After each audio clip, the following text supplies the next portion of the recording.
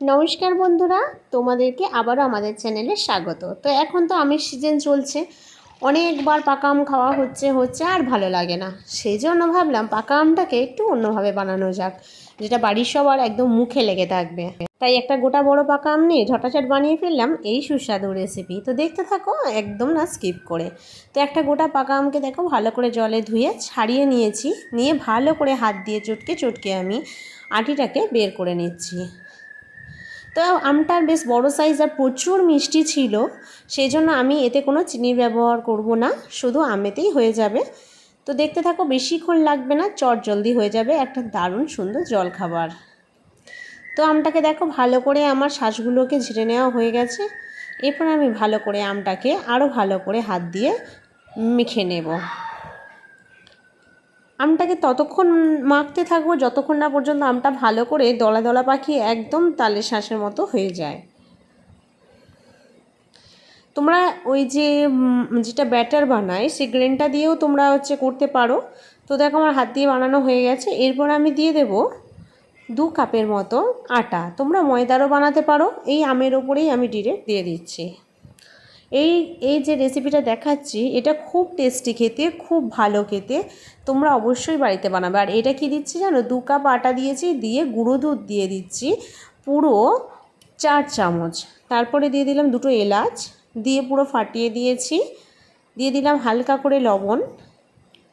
এখানে কোনো আমি জলে ব্যবহার করছি না, ভালো করে তোমরা লক্ষ্য করবে। তোমরা এতে ময়দাটাও ব্যবহার করতে পারো। আর তোমাদের টেস্ট অনুযায়ী যদি আমে মিষ্টি বেশি না থাকে, যদি আমটা মিষ্টি বেশি না হয়, তাহলে তোমরা এতে চিনি ব্যবহার করতে পারো 1 থেকে 2 চামচ। তো দেখো এইভাবে ভালো করে হাত দিয়ে মেখে নেবে, পুরো একদম এইভাবে ঘনত্বের। তো কড়ায় সাদা তেল দিয়ে দিলাম বেশ কিছুটা। আমি কিন্তু এখানে জলে ব্যবহার একদমই করিনি। তো এইভাবে ঘনত্বে রেখেছিলাম। হাত দিয়ে তুলতে একটু অসুবিধাও হলেও ফুলুলিগুলো যেগুলো বানানো হয় এত তুলতুলে নরম হয়, আমার যখন হয়ে যাবে তোমরা বুঝতে পারবে যে কতটা স্পঞ্জি হচ্ছে। তো এইভাবে আমি 4 থেকে 5টা ছেড়ে দেবো, যেহেতু তেলটা আমি অল্প নিয়েছি।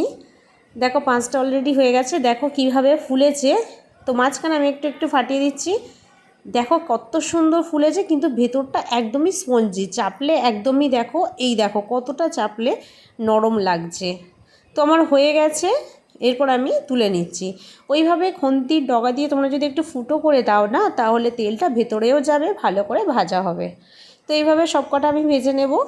আস্তে আস্তে যেগুলো ভাজা হয়ে গেছে আমি তুলে নিচ্ছি। তো একঘেয়েমি আম না খেয়ে তোমরা প্লিজ বাড়িতে এই রেসিপিটা একটু হলেও বানিয়ে দেখো। তো আমার বাদবাকি যতগুলো ছিল বা যতগুলো হবে, আমি একটা আমে দেখো তাই অনেকগুলো হয়েছে, আমি বাদবাকিগুলো এইভাবেই ভেজে নিচ্ছি। তো এই ছিল আমার আজকের আমের একটা সুস্বাদু টেস্টের রেসিপি। তো ভিডিওটা কেমন ছিল অবশ্যই তোমরা কমেন্ট বক্সে জানাবে। আর দেখলে তোমরা কি বুঝতে পারছো এটা আম দিয়ে বানানো, পুরোপুরি শুধুমাত্র একটা আম দিয়ে। তো বন্ধুরা ভালো লাগলে প্লিজ লাইক করে চ্যানেলটা সাবস্ক্রাইব করে আমাদের পাশে থাকবে। তো চলো বন্ধুরা, টাটা, আবার দেখা হচ্ছে অন্য রেসিপির অন্য ভিডিওতে। ভালো থাকবে, সুস্থ থাকবে।